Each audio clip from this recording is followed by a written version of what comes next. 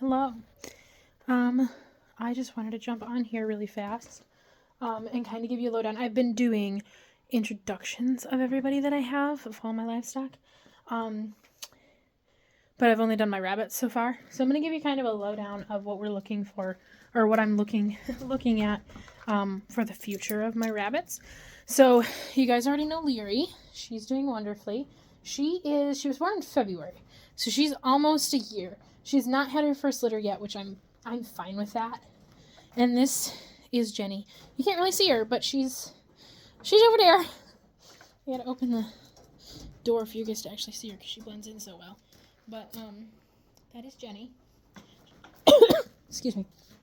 She was originally from the Amish, so she's not nearly as friendly as Leary. None of them are really super friendly. I'd like them to be more friendly than they are, but they're not super friendly right now. And then I have, all of these guys are Jenny's babies. So this is the only doe, I should say, that survived. I lost half of this litter because I did not know what I was doing. I know much better now. And I don't know what she's got going on with her nose. But it's like she rubbed on the bars or something. And I don't quite know why or what she was doing or what. But her nose has a couple bald patches on it. This guy he's a pretty buck. I like him. He's okay. He's, none of these rabbits are really my favorite. They're mixed breeds. None of them are really like what I wanted to see in grow outs.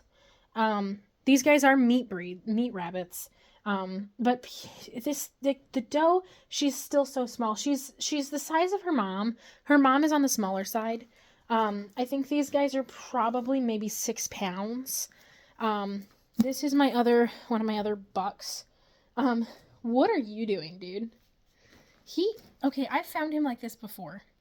He is fine, I promise. But he literally he likes to lay just out.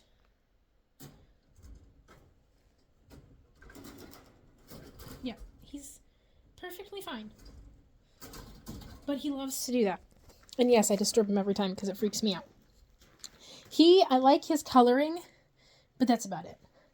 And then this guy, I like his coloring as well. Again, you can't really see him because he's his mom's color. But I like his face. I like that his face is darker than his body. Still not my favorite. I mean, they were okay for the purpose that they were meant to fulfill, and that purpose is going to be fulfilled. But they're definitely not ideal. Which, it's not a problem. It was my first litter. I'm learning a ton. I learned a ton with these guys. They were really good. Let me put it this way. They were a very, very good litter to learn with because they aren't ideal, but they serve their purpose. So here's what's going to happen. The 5 I just showed you are going to go get processed on Thursday. They are going to a family that needs meat because I live with my parents, okay? Economy, horrible. But they're not big rabbit eaters. So I never processed these guys because of that. Could have I? Yes. Did I? No. So these guys just never got processed. When were you guys born? May.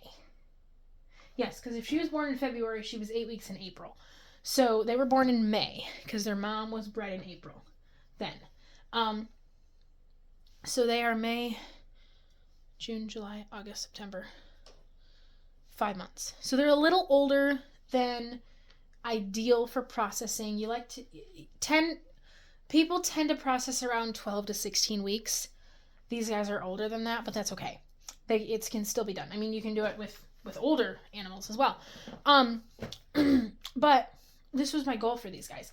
Like I said, I just never processed them just because my household doesn't eat rabbit like that. However, we are probably going to start using our rabbits like that because that discussion was had and that conversation has been, discussed.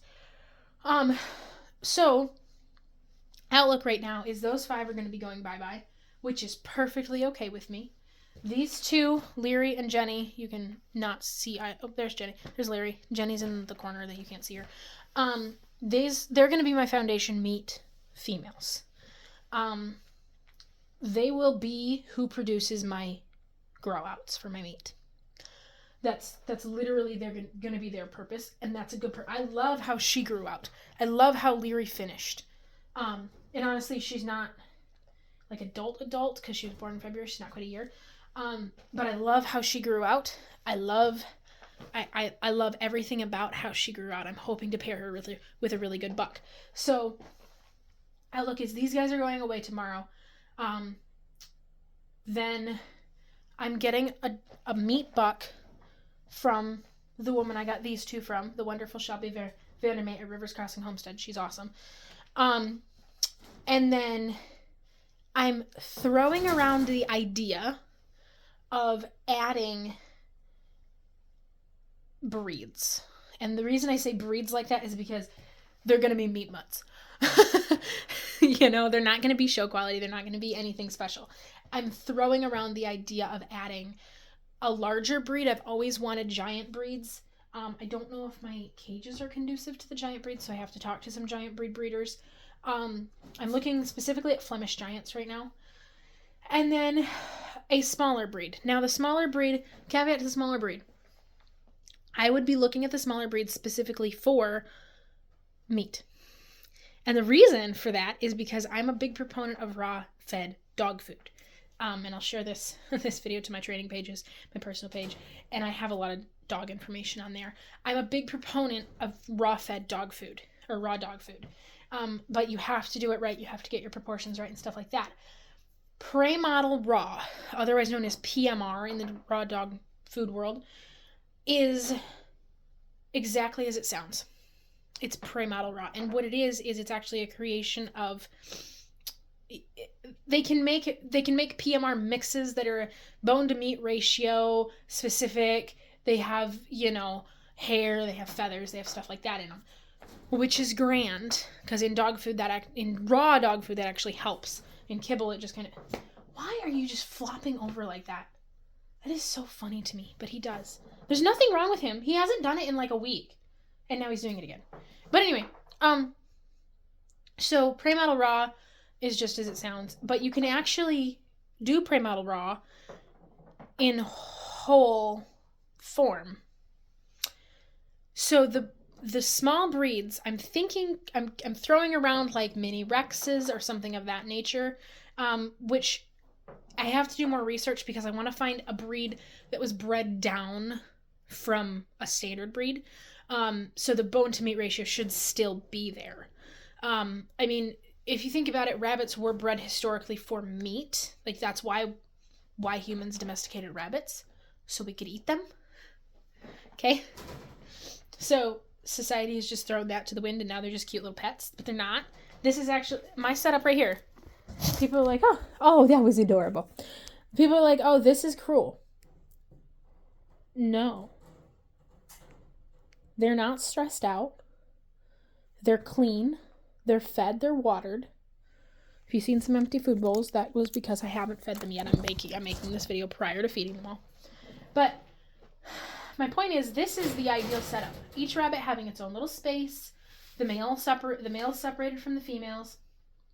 Rabbits in the wild, and it's been thrown around that domesticated rabbits do better in colonies than wild rabbits, but wild rabbits typically, they don't live in big colonies. If you think about meat animals, I think about, because this is the world I kind of grew up in, but dairy cattle versus meat cattle. There's no version of this animal that is bred for a purpose similar to dairy. Like, I guess the pelts would be the only thing, but you're still working with a meat breed.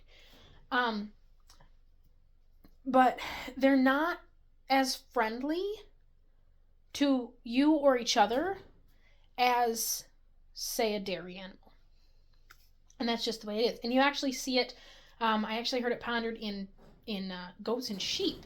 When you have a dairy animal, they're a lot less likely to be more skittish than when you have a meat animal, which I see that in my own goats and sheep, because I do have I have a meat breed sheep and I have meat dairy breed sheep. So what I mean by that is I have two 50-50 Alpine does, and I have two 100% Kiko does. The Kikos are 100% meat breed, and you can tell. They don't really want people. But my Alpine Kikos are like, oh, people, hi. They actually ask for pets. And I'm like, this is weird. This is just weird. Like mine, I raised them the same way pretty much. Completely different. Oh my God, that's so cute. I'm not ever in here for this long, so I don't ever see them doing things.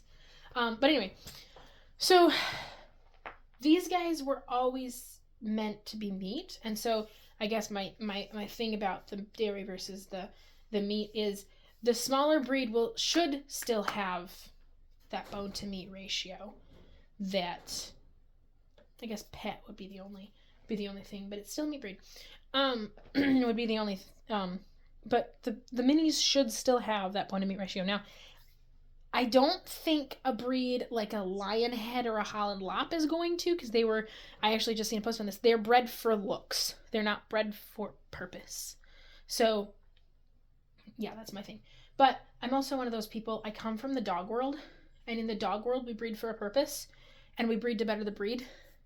And so I have a really hard time. I mean, these are meat animals, so I have an easier time with a meat animal than I do if I was just breeding them. And selling them to people, which I'm not going to be doing because I don't want to breed pets.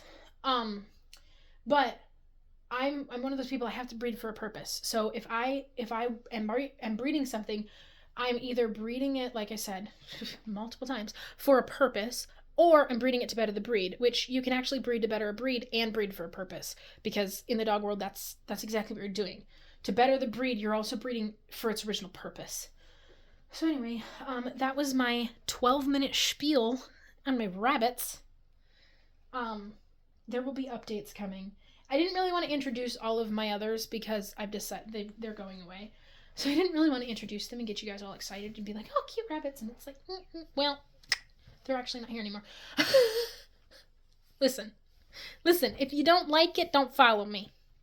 That's my thing.